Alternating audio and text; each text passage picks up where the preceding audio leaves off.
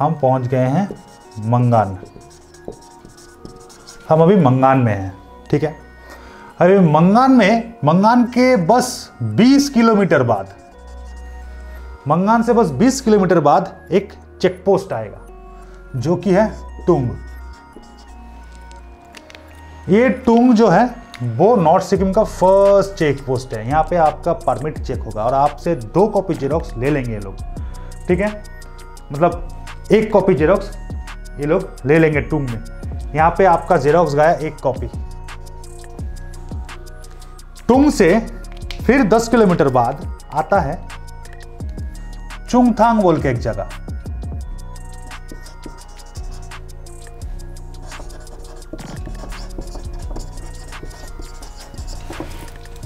ठीक है, चुंगथांग में कोई चेक पोस्ट तो नहीं है, लेकिन चुंगथांग में एक जंक्शन है। चुंगथांग से 2 रास्ते निकलते हैं ऊपर की तरफ। एक राइट का जो रास्ता है वो जाता है लाचुंग और लेफ्ट का जो रास्ता है वो जाता है लाचेन।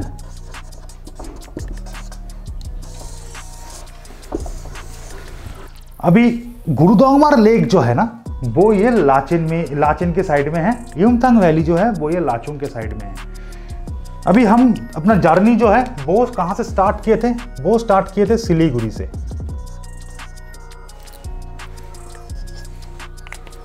तो सिलीगुड़ी से मंगान की दूरी 136 किलोमीटर। मंगान से टुंग आना है 20 किलोमीटर, टुंग से चुंगथांग आना है 10 किलोमीटर और चुंगथांग से लाचेन आना है 26 किलोमीटर में। तो ऑलमोस्ट 250 किलोमीटर रास्ते हो गए, ठीक है। ऑलमोस्ट 250 किलोमीटर रास्ते, 220 से 220 के आसपास किलोमीटर के रास्ते हो गए सिलीगुड़ी से लाचेन। ये पूरा रास्ता अगर आप एक ब्रेक लेंगे तो आपको कवर करने में टाइम लगेगा 7 से 8 घंटे सिलीगुड़ी से लाचेन। या इसका मतलब अगर आप सिलीगुड़ी से सुबह अर्ली मॉर्निंग शुरू करते हैं तो आप बहुत ही आसानी से लाचेन तक पहुंच जाएंगे डे लाइट रहते रहते।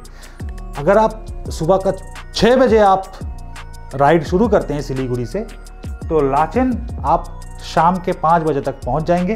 बीच में काफ़ी रेस्ट भी आपको मिल जाएगा, क्योंकि मंगान में आपको तो रेस्ट लेना ही है। मिनिमम आधा घंटा से 45 मिनट आपको मंगान में ब्रेक लेना है, लंच ब्रेक या फिर कुछ भी आप ले सकते हैं वहाँ पे, क्योंकि आपको वहाँ पे थोड़ा सा रिफ्यूल करना पड़ेगा। अगर आपके पास एक्स्ट्रा फ्यूल के लिए जेरिकन नहीं है तो जेरिकन आपको मंगान से मिल जाएंगे, तो वहाँ पर वो भी खरीदना है। ये सब आपको वहाँ पे करना पड़ेगा।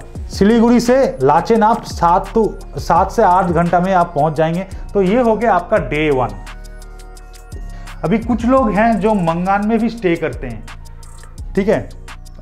लेकिन मैं कहता हूं कि मंगान में स्टे मत करो, क्योंकि मंगान से अगर आप जल्दी लाचेन तक पहुंच जाओगे एक ही दिन में तो अल्टीट्यूड जो है ना वो थोड़ा बढ़ जाता है। लाचेन जो है वो मंगान से बहुत ऊपर है, करीब 9000 अल्टीट्यूड है इस लाचेन का। इसमें आपका जो अल्टीट्यूड के साथ एकोमोडेशन है वो हो जाता है, आपका बॉडी जो है वो बहुत रेडी हो जाता है अगर आप एक रात लाचेन में बिता लेते हैं। क्योंकि गुरुदोंगमार लेक का हाइट जो है वो 17,000 फीट से भी ऊपर है, ठीक है। तो लाचेन में आप रहेंगे तो थोड़ा सा आप हाई अल्टीट्यूड में रह पाएंगे, तो थोड़ा सा आपके बॉडी एकोमोडाइज हो जाएगा वेदर और हाइट के साथ। तो वैसे लाचेन में कुल मिला के 60 से 65 होटल्स हैं और वहाँ पे कहीं भी आप रह सकते हैं। होटल समिट जो है वो सबसे पॉश होटल है लाचेन में, लेकिन हम लोग गरीब आदमी हैं तो हम लोग थोड़ा वो होम स्टे वगैरह में रहने की ज़्यादा आदत है हम लोगों को। तो लाचेन में आपको मैं एक होटल बता रहा हूँ जहाँ पे आप रह सकते हैं, वो है फ्लावर वैली होटल, ठीक है। ये फ्लावर वैली होटल है लाचेन में। इसका कॉन्टैक्ट नंबर ज़रा नोट करना। तो ये है फ्लावर वैली होटल का कॉन्टैक्ट नंबर। आप यहाँ पे कॉल करके अपने लिए रूम बुक कर सकते हैं और वहाँ पे रुक सकते हैं लाचेन में। इस फ्लावर वैली होटल का रेट जो है वो 1000 रुपीज पर पर्सन, इंक्लूडिंग क्या क्या देते हैं ये लोग देते हैं breakfast, lunch, dinner. Breakfast, lunch और डिनर के साथ आपको ये होटल मिल जाता है, जिसमें एक जन का एक दिन का खर्चा आएगा 1000। ठीक है, लेकिन आपको बोलना पड़ेगा मैं मिसिंग ईयर्स चैनल से आया हूं। तो डे 1 में हम सिलीगुड़ी से शुरू करके लाचेन में फ्लावर वैली होटल में अपना फर्स्ट डे हॉल्ट कर रहे हैं और एक रात हम इस होटल में गुजारेंगे। और ये है हमारा डे 2 और हम शुरू कर रहे हैं लाचेन से। आपको मैंने थोड़ी देर पहले बताया कि टुंग में एक चेक पोस्ट आएगा और लाचेन घुसने के बस पहले एक चेक पोस्ट आएगा। तो यहाँ पे भी आपको एक कॉपी अपना परमिट जो है वो सबमिट करना पड़ेगा। डे 2 सुबह सवेरे 6 AM अपने घर से हम शुरू करेंगे अपना जर्नी गुरुदोंगमारा लेक के लिए।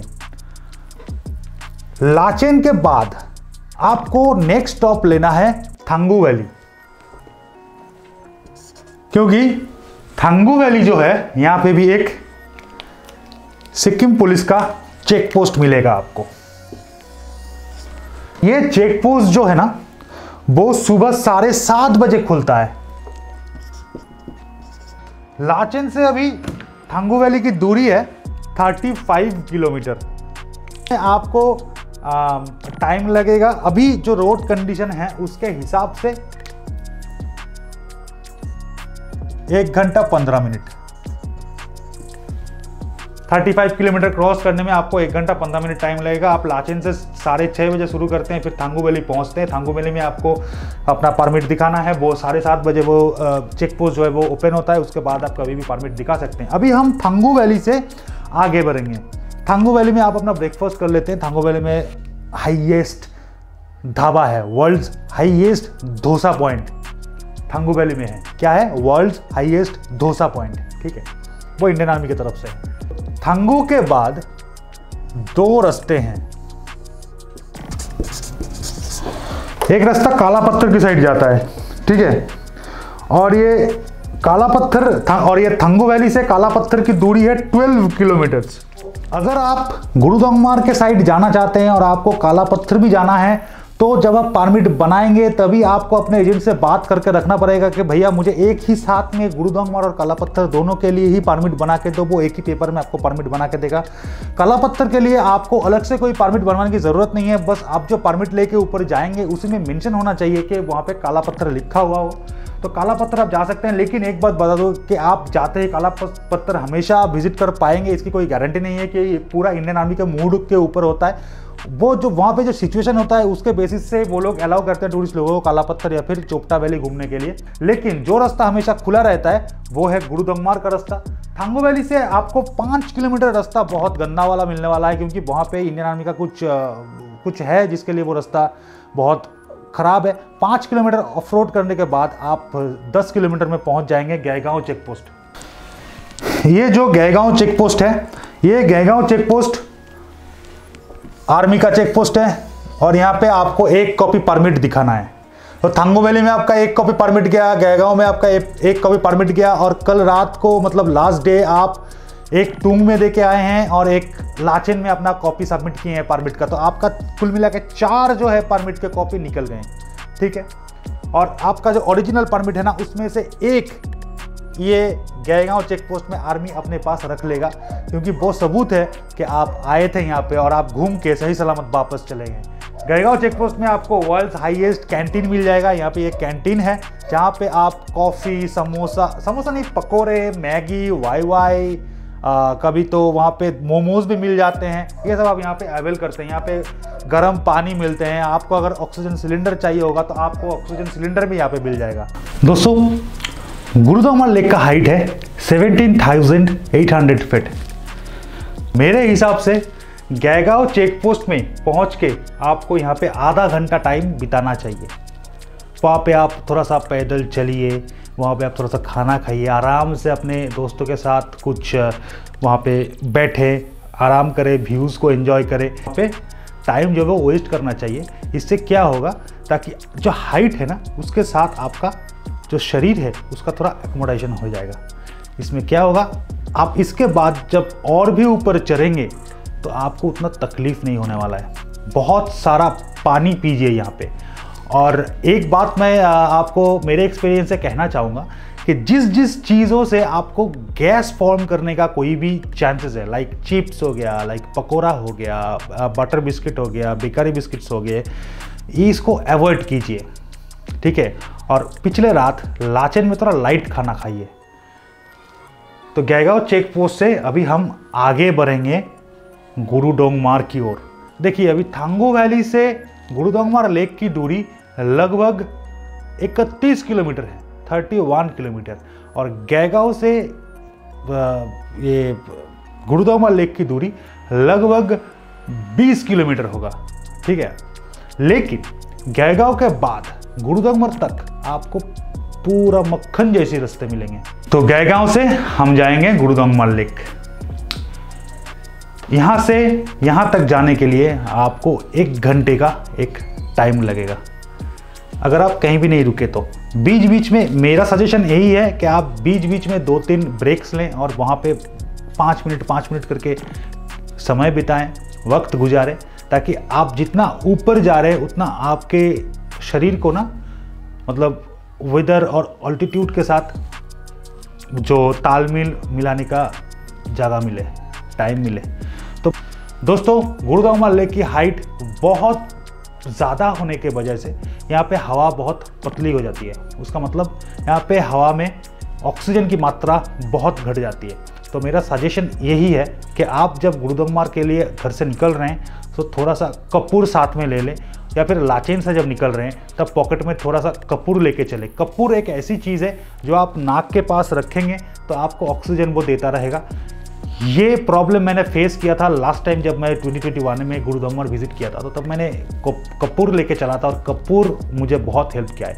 या फिर आप डायमॉक्स टैबलेट यूज़ कर सकते हैं सुबह को, या फिर आप एक ऑक्सीजन सिलेंडर कैरी कर सकते हैं। तो अगर हम 6 बजे सुबह को लाचेन से शुरू करते हैं और 8 बजे थांगू वैली से शुरू करते हैं, तो थांगू वैली से गैगांव पहुंचने में अगर हमको 1 घंटा ज़्यादा लगता है तो यहाँ पे हम पहुँच जाएंगे 9 बजे, और फिर वहाँ से हम गुरुदोंगमार 10:30-11 बजे तक पहुँच जाएंगे, मैक्स टू मैक्स 11 बजे तक पहुँच जाएंगे। दोस्तों गुरुदोंगमार लेक एक बहुत ही खूबसूरत लेक है, लेकिन गुरुदोंगमार लेक तक पहुँचने के लिए आपको मेन रोड से एक एलिवेशन में चढ़ना पड़ता है। इंक्लाइन ऑफ रोड है वहाँ पे, वो ऑफ रोड को टैकल करना पड़ता है। और वहीं पे मैक्सिमम बाइकर जो है वो गलती कर देते हैं, क्योंकि वो ऑफ रोड में ज़्यादा टॉर्क डिलीवरी के लिए अपना क्लच पकड़ के ऊपर की तरफ चलते हैं। तो यहाँ पे मेरा सजेशन यही रहेगा कि दोस्तों जब आप ये मेन रोड से गुरुदोंगमार की तरफ चल रहे हैं तो आपके क्लच में ज़्यादा प्रेशर ना दें। आप भले ही फर्स्ट गियर में चलें, धीरे धीरे चलें। आपको कोई रेस में नहीं गए हैं, आप कोई रेस करने के लिए नहीं गए वहाँ पे, कोई किसी से भी जीतना वहाँ पे नहीं है। वहाँ पे आप गए हैं घूमने के लिए, तो अपने बाइक की जो पावर है उसको एग्जॉस्ट मत करें। अगर आपको ज़रूरत है तो आप फर्स्ट गियर या सेकंड गियर में चलेंगे, धीरे धीरे आप पहुंच जाएंगे गुरुदोंगमार तक। क्लच पे ज़्यादा प्रेशर नहीं करना है। बहुत सारे बाइकर को मैंने देखा है कि जिन लोगों का क्लच जल जाता है, ऊपर चढ़ते चढ़ते क्लच खराब हो जाता है, क्लच प्लेट टूट जाता है, क्योंकि वो क्लच पे बहुत ज़्यादा प्रेशर डालते हैं। ये नहीं करना है। अगर मुझे चढ़ना है तो मैं फर्स्ट गियर में भी चढ़ सकता हूँ, सेकंड गियर में भी चढ़ सकता हूँ। भाई मेरे पास एक्स्ट्रा 5 लीटर फ्यूल है, अगर फ्यूल थोड़ा ज़्यादा खर्चा होता है तो होने दो, उसमें कोई आता जाता नहीं है। लेकिन अगर आपके बाइक का क्लच जल जाएगा, क्लच का जो वायर है वो अगर टूट जाएगा तो उसमें आपका पूरा ट्रिप जो है वो डिस्टर्ब हो जाएगा, बर्बाद होने की चांसेस हैं। क्योंकि वहाँ पे आपको ना कोई बैकअप व्हीकल नहीं मिलेगा, आर्मी का ही सपोर्ट मिलेगा आपको सिर्फ। तो थोड़ा ध्यान से अपने बाइक को ले। तो हम पहुंच गए हैं गुरुदोंगमार। तो सुबह 6 बजे हम घर से निकले थे, मतलब होटल से निकले थे लाचेन से, और 11 बजे तक गुरुदोंगमार लेक में पहुंच गए। और मैं सजेस्ट करूंगा गुरुदोंगमार लेक में पहुंचने के बाद ज़्यादा उछल कूद वहाँ पे ना करें। अपना सांस धीरे धीरे ले, लेकिन बहुत फ्रिक्वेंट सांस ले। और वहाँ पे जाके आप आधा घंटे से ज़्यादा टाइम मत बिताएं। जब भी आप आधे घंटे से टाइम ज़्यादा बिता लेंगे तो आपको ज़्यादा ऑक्सीजन की प्रॉब्लम महसूस होनी शुरू हो जाएगी। तो जो भी करना है फर्स्ट 30 मिनट्स में करना है और फिर वापस आ जाना है। और अगर आप चोपटा वैली विजिट कर सकते हैं तो थांगो वैली से शुरू करके आप पहले चोपटा वैली जाएंगे, और चोपटा वैली जाने के लिए आपको 1 घंटा टाइम लगेगा, फिर वापस आने में फिर 1 घंटा टाइम लगेगा, फिर आप गुरुदोंगमार जा सकते हैं। थांगो वैली से चोपटा वैली होकर अगर आप गुरुदोंगमार लेक जाएंगे तो कुल मिला के आपका 3.5 से 4 घंटे लगने वाले हैं। लेकिन अगर आप सिर्फ थांगो वैली से गुरुदोंगमार लेक डायरेक्ट जाते हैं तो आपको 2.5 घंटे में आप पहुंच सकते हैं गुरुदोंगमार लेक। 12 बजे के बाद वेदर ड्रास्टिकली चेंज होता है गुरुदोंगमार लेक के वहाँ पे, मतलब बहुत तेज़ हवा चलने लगती है वहाँ पे। तो मैं सजेस्ट करूँगा कि 12 से 12:30 के बीच आप वहाँ से निकल जाएं, गुरुदोंगमार लेक से नीचे निकल जाएं, और 3 साढ़े 3 घंटे में आप गुरुदोंगमार से पहुँच जाएंगे फिर से लाचेन। ठीक है, तो अगर आप गुरुदोंगमार से 12:30 बजे तक शुरू करेंगे तो लगभग आप 4 बजे तक लाचेन तो पहुंच ही जाएंगे। अभी लाचेन पे आके आप रेस्ट कर सकते हैं, या फिर लाचेन में आके अपना लंच करके आप फिर वापस लाचुंग की तरफ जा सकते हैं। ठीक है, तो दोस्तों ये था गुरुदोंगमार का पूरा टूर प्लान। मैंने आपको इस वीडियो में गुरुदोंगमार के बारे में पूरा डिटेल में बता दिया है। वीडियो बहुत ही लंबा और बोरिंग सा हो चुका है, मुझे पता है, ये एक ट्यूटोरियल है तो ये थोड़ा सा ऐसा ही होएगा। गुरुदोंगमार लेक विजिट करने के लिए बेस्ट टाइम कौन सा है? फरवरी लास्ट वीक से अप्रैल लास्ट वीक तक, और उधर अक्टूबर लास्ट वीक से दिसंबर लास्ट वीक तक।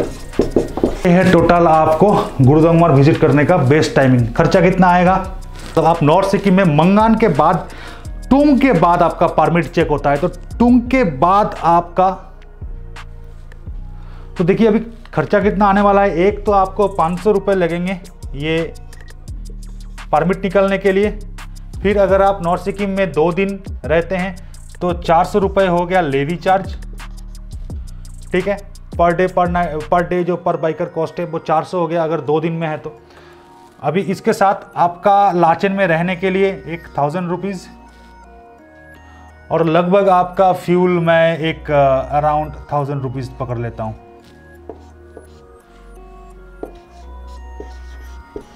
तो अभी तक आपका 2900 रुपये खर्चा हुआ है। ठीक है, ये है, अभी तक आपका 2900 रुपये खर्चा हुआ है।